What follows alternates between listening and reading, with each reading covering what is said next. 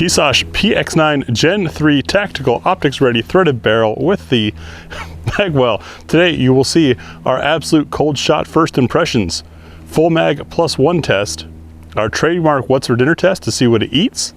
We'll test sights and trigger control on the spinner, do some practical accuracy, and then give you the concluding thoughts of 2 shooters. Coming up next on GBGuns.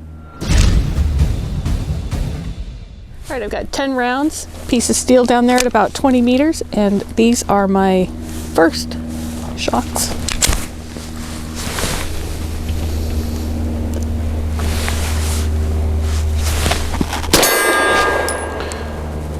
We noticed that the slide is half an inch longer than it was on the PX9 Duty that we reviewed earlier. So we've got a little bit longer sight radius.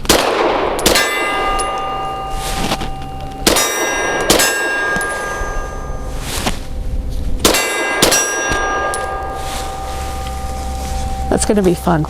What do you think? It's bright in the front right now because the sun is like right on the front. So it's bright. Super easy trigger, great feel in the hand, and really manageable recoil. And as far as the lighting, folks, it's about 11 a.m. in December here in Oregon, and that's the angle of the sun. So sorry, you're just gonna have to deal with it. Right in the eyes. It's what we get for living up north. All right, my first shots with this guy. I did dry fire it in the tabletop, but that's all that we've done with it prior to today. I see what T was talking about. That fiber optic is nice and bright, but it's not too big. It's not blowing out my sight picture. And easy to pick up on the blacked out rear sight. Recoil impulse is pretty darn smooth.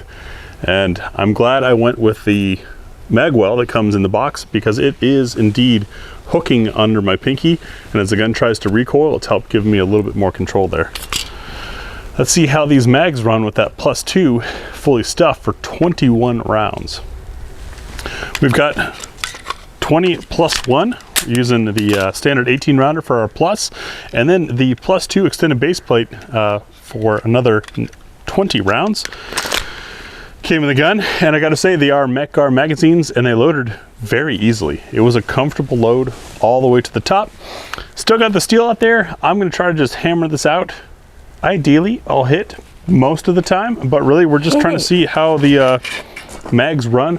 And this gun runs fully stuffed. We are using Blazer brass ammunition provided by our Ammo Squared supporters. So thank you guys. You guys make this possible. Hit it. Let's make some noise.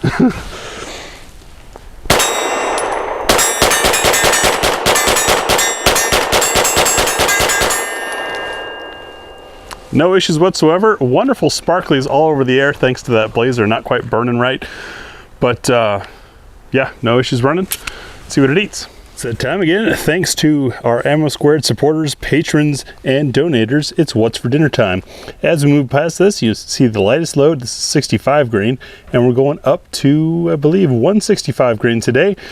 Each of these rounds has a different pressure recoil impulse, different ogive location, overall loaded length, different case material, different projectile type and shape. So we want to see what will the gun eat. We're testing 3 rounds of each because we're looking to see, does it feed from slide lock?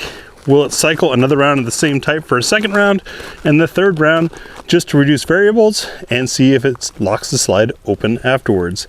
Anything past that is just testing the magazine, very time and financially consuming. So 3 rounds, let's get to it. For circle number 1, we have Liberty Ammunition Civil Trainers. These are a 65 grain, lead-free with a non-toxic primer and ultra-light recoil. Which, every time I see a toddler chewing on primers, I just hope that it's non-toxic. Let's do that again.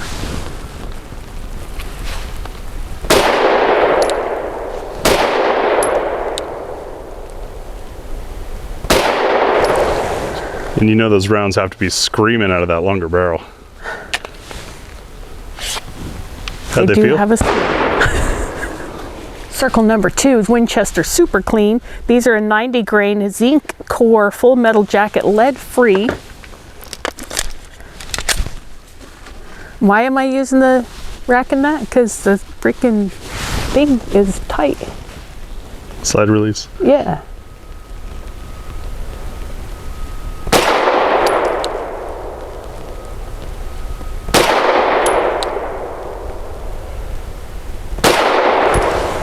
Those looked softer. A longer violence, if you will. Stretched recoil impulse. Centerfire's next generation lead-free ball ammunition in 90 grain for circle number 3.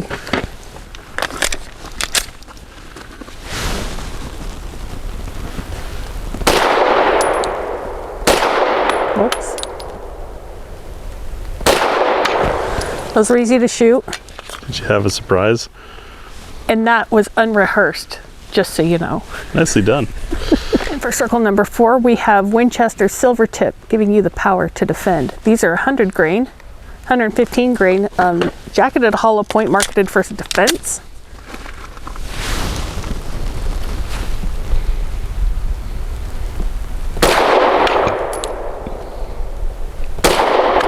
I can feel that we're getting closer to that standard 124 grain in the way that the gun is acting in my hand. Circle number 5 is Blazer's aluminum cased 115 grain full metal jacket. And aluminum tests the...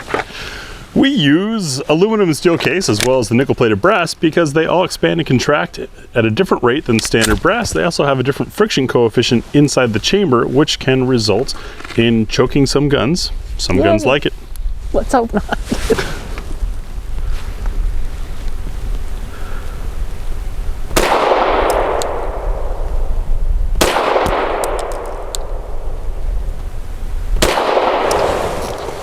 I like the way those shoot. Yeah, they tend to do pretty well, and it's a bargain ammunition because it's aluminum. It's cheap.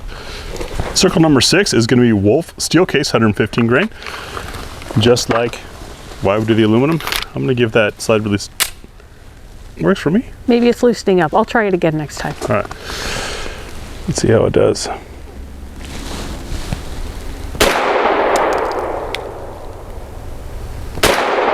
Punchy as always. Sounds very bassy. Yeah, I didn't know if my hearing protection had adjusted or if that was just bassier ammo. Next we have Sierra's Outdoor Master 124 grain hollow points.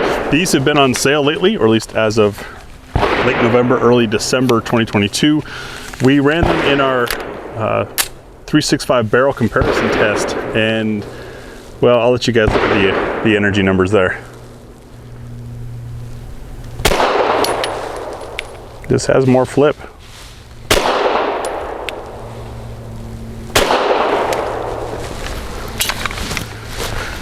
No issues.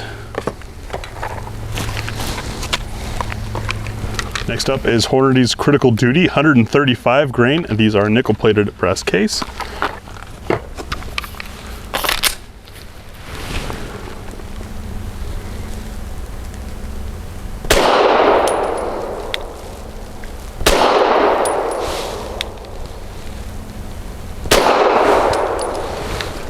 Pretty smooth recoil. Those aren't always fun to shoot, but this big gun kind of soaks it up.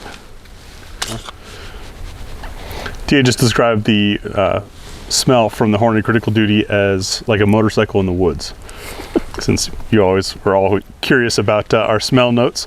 Next is Remington's HTP, which stands for Jacketed Hollow Point, JHP. Now it's high terminal performance. These are 147 grain. It's just a standard brass case. Semi-affordable hollow point. Ooh.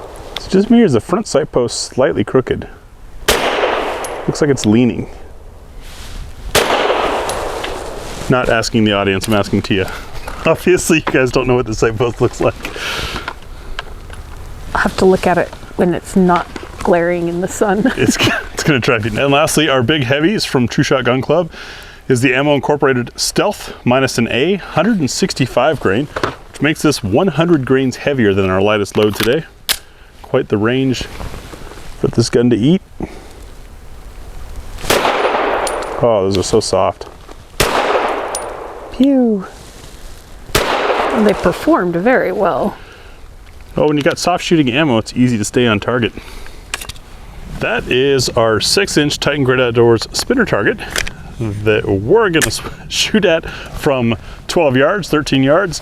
We've had viewer requests that Tia get more rounds, so we just see what it takes. But anyways, the point of this is it requires great sights and trigger control to land your hits. As you hit it, the thing starts swinging. The more you hit it and better you hit it, the faster it swings, the more important it is to time and place a shot well. We're using Blazer Brass 115 grain. Those of you that have watched a lot of these can observe the extra energy that we're getting from the longer barrel. It's hitting a little harder. That was high. That was high.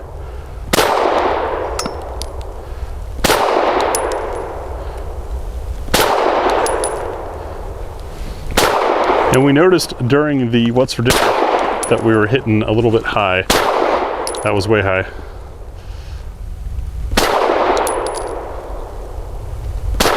Oh, that was bad timing. And then I started rushing and was all in my head, and so yeah, extra shots don't do me any good. So we were maybe an inch or so high at 7 yards. Now at 13 yards, you were hitting about a foot high.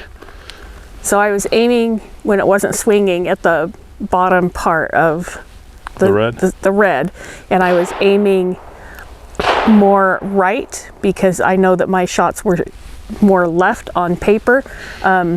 Though I didn't get it over, I did land more shots than I typically do on a gun that I'm not feeling 100% confident in. And it's not the gun's fault, that's a me thing. But the sights did make it easier. Still getting a little bit of blowout from the angle of the sun hitting the front of it. And we did figure out that the sight is centered, but the fiber optic is not centered within the part that's holding it. So it looks as though it's off center, but it's not.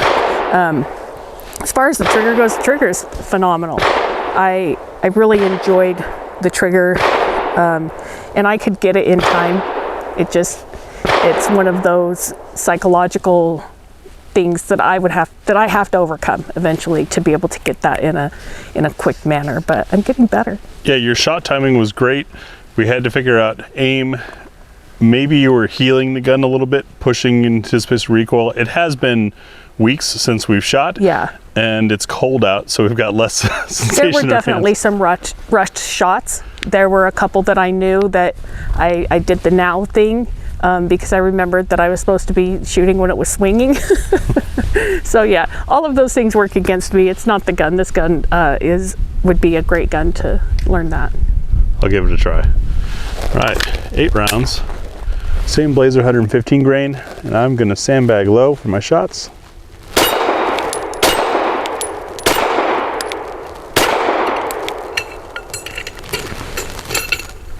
Fortunately, we only needed 4. Saving ammo. So this trigger, it's not crazy light like somebody really screwed up their Glock.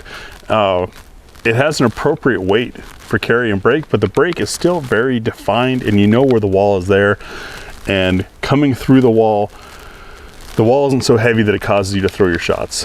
So it is a spectacular trigger for timing the sights, or timing your shots. The sights themselves, the blacked out rear and fiber optic green makes it really easy to get a general picture. The fiber optic kind of blowing out a little is what happens with fiber optic sights when there's intense light hitting them. This tube size is not the biggest I've seen, which is great because when they're bigger, it gets kind of hard to be accurate. And it's not the smallest, it's a good in between. Once again, so far, the PX9 Gen 3s are just rocking it for the value.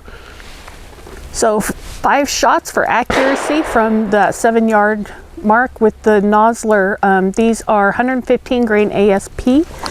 Assured stopping power. They're match ammo, basically. Yeah, match hollow points.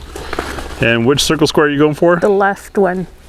And folks, when we use these targets for this, part of it is because from 7 yards, that 1 inch square is usually about the same width of a front sight post. So it makes for a very fine aiming point.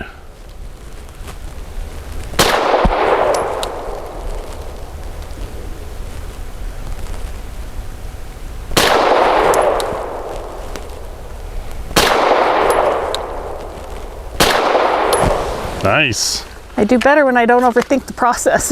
5 shots from 7 yards using the same Nosler ASP on the right circle square.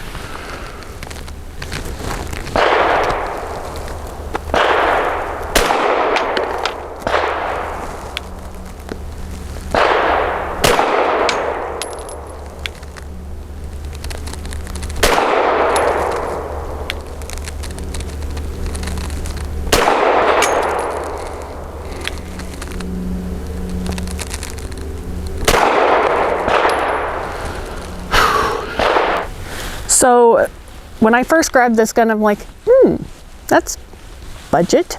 And it is. The price is perfect, better than perfect for what you get in this gun. It is a great shooter. It has really good features as far as the grip goes.